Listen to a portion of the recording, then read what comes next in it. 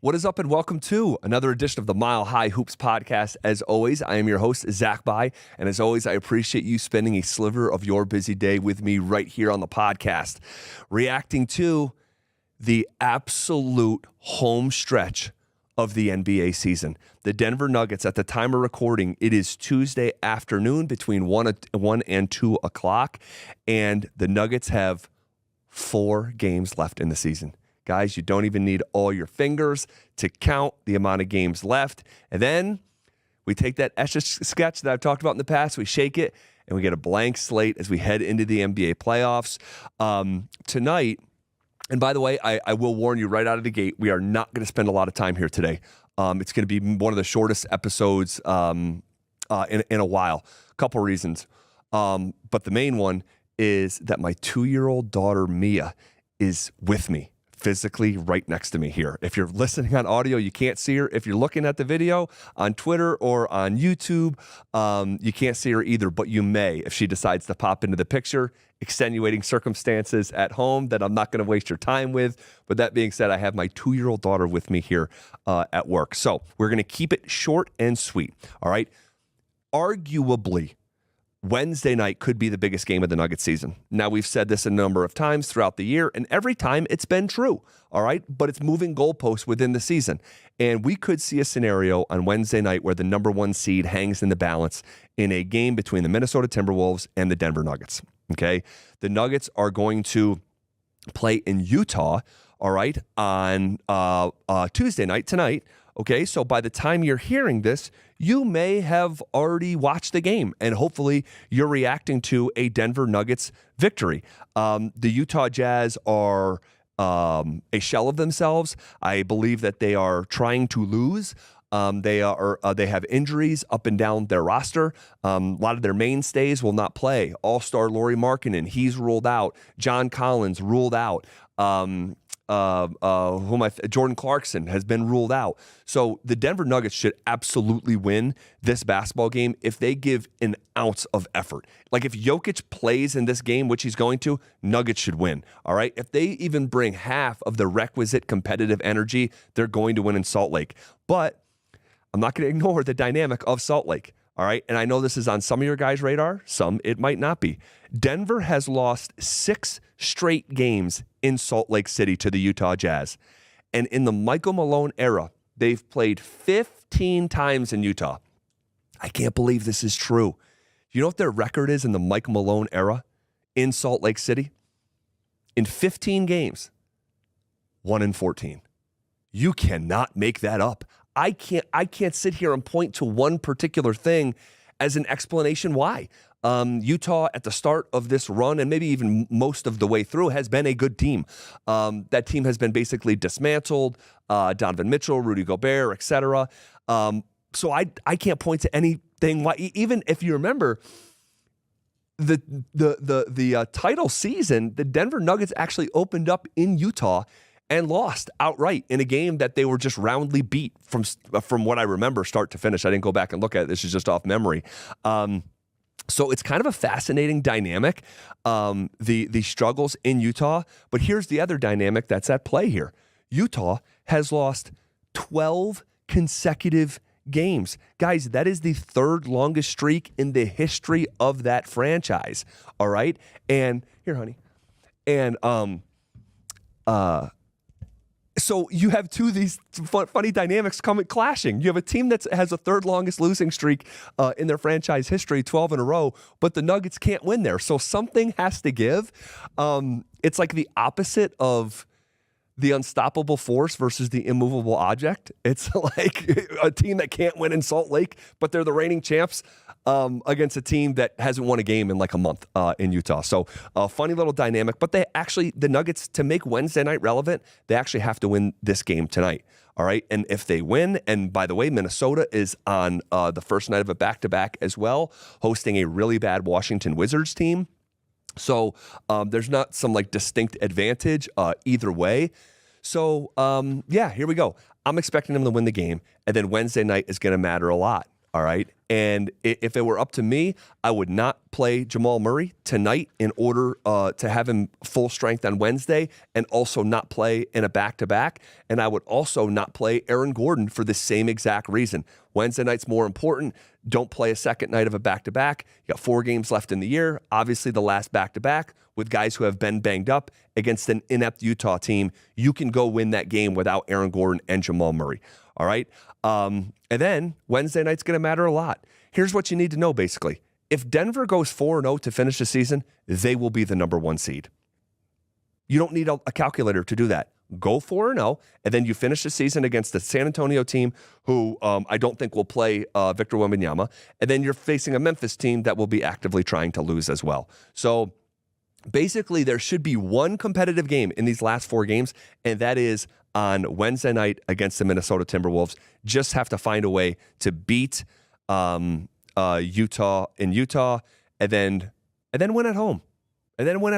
All right, where the Denver Nuggets this season are they've played 40 games at home. Okay, they're 32-8. All right, they're 32-8, and I will be at that game if they win tonight in Utah. I will be at that game tomorrow night, and then we can circle back and talk about it on Thursday here on the podcast, and what the atmosphere was like, and what could be a Western Conference preview. All right, and we have discourse going on at our radio station. I'm being called out because I've basically, after watching the Phoenix game was it 2 weeks ago, Wednesday now, and then on Friday against the same Minnesota Timberwolves team in an absolute beatdown of Denver, I just shifted gears and just stopped worrying about the number 1 pick. And that doesn't have to do with like fear. It has to do with confidence that if they are a top 3 seed, I'm okay. I think everything's going to be fine. But if they over prioritize a number 1 seed, and this is where the discourse is coming, that like, oh, you can't live in your fears. You got to play your dudes. I don't think you need to play your dudes in Salt Lake City tonight. I don't. And if there was a setback to either Aaron Gordon and Jamal Murray, nothing matters here. You could get beat in the first round if something happened to Jamal Murray. All right, that probably wouldn't happen, but you could. Like that lives within reality. And we talked about that a week ago on last Tuesday's episode. If you missed it, looking at the scope of outcomes, the spectrum, rather, of outcomes, and if they're not healthy. I mean, we waited 2 years for this team to get healthy. 2 years. And then the first year they got healthy, they went and won the title. All right? And I am not going to let 4 games left in the season distract me from what this team looks like in the playoffs. So we'll see how they handle it. Mike Malone has kind of said one thing and done the other, said we only worried about, health, but then, has Jokic in a game down like 16 with 2 minutes left. Like, what are we doing? So that's how coaches are. So we will see what we are in store for over the next 2 nights. We're coming off of a game where Denver absolutely mollywopped the Atlanta Hawks. And I'm not going to spend too much time on what happened in that game, but I do want to highlight just a couple, extract a couple things that happened in that game and talk about it from a big picture standpoint before we get out of here. One, kentavious Caldwell-Pope is shooting the piss out of the basketball, okay? And you look at the last 4 games here of the season. KCP went 6 of 9 from 3 in the Atlanta game. He went 4 of 7 from 3 in the Clippers game. Struggled against San Antonio, went 1 for 5. And struggled from the floor, 1 for 8. But then you go back to the last game in March against Cleveland, and he went 6 for 9 from 3 as well. So in the last 4 games, you're talking about 12, 13, 14, 15, 16, 17 threes in the last 4 games, including a game that has a stinker in it. So think about how hot this guy is going down the stretch into the playoffs. I've talked about this on the radio. I forget whether I've talked about it on the podcast, but he is a big part of the reason why this works. To the degree of, I think if something happened to KCP, I don't think this team can win a championship.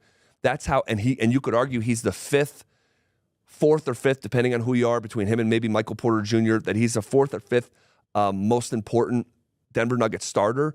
But there's such a razor-thin margin with the lack of depth from the team that I think he's that essential to a title run. And with no Bruce Brown this year, I think if KCP was out of the picture, it would change everything for me. So thankful to have him. He is been the perfect fit for 2 years, and I think they're talking behind the scenes about a new contract for him, because this is it for him in Denver. All right? And wouldn't it be legendary if he signs a 2-year contract and they won titles both years with KCP? That's what I think is going to happen. And when he was on the court last week doing the post-game interview that like goes out over the arena's audio system, he said, Nuggets for life. And I don't think you say that unless you're gaining positive ground behind the scenes with his agent and Calvin Booth and their sort of number crunchers from a contractual standpoint. And you need those now more than ever with the way that this new CBA is and the aprons are working and all that. Love to see Michael Porter Jr. Have a big night, 7 of 12 from the floor against Atlanta, made 4 threes for 20 points. The more positive layered juju he can have going into the NBA playoffs with everything that he's got going on in his life is just the better. And this guy had been in a slump for quite a while, and I think you're seeing him fully out of it. Doesn't mean it's perfect. There was a stinker against the Clippers in there, but you look at in the last, say, 3 weeks, how many times he's made 3 threes or more in a game. It's more often than not, and I just absolutely love to see that. And then the bench, I don't know. I know it's not as sustainable as 58 points, because that's what happened on Saturday. The Denver Nuggets bench put together 58 points. Zeke Naji had 5. Hunter Tyson had 2. Peyton Watson had 13. Justin Holiday had 8. Reggie Jackson was great with 18. And just having Reggie slotted back in his role, it's so massive. And this is one of these things, I forget if I've talked about it on the podcast or the radio, because I talk for 4 hours a day on the radio and I could just get jumbled. I do not think this bench is going to be as much of an issue as a lot of Nuggets Nation has thought of throughout the season. With the narrowed minutes and the narrowed focus for guys like Christian Brown and Peyton Watson, and Reggie in his more established role, okay, that's where I think the every night bench is going to be. And don't be surprised if Justin Holiday plays as much in the postseason as he not just as much, because you look at Saturday, play 24 minutes. I'm not talking about that, but don't be surprised if Justin Holiday is playing more regularly that you might have thought back in December, just because his floor is higher than someone like Peyton Watson's, I think, on a night-to-night basis, and Malone just has historical track record of trusting veterans with high floors in the playoffs.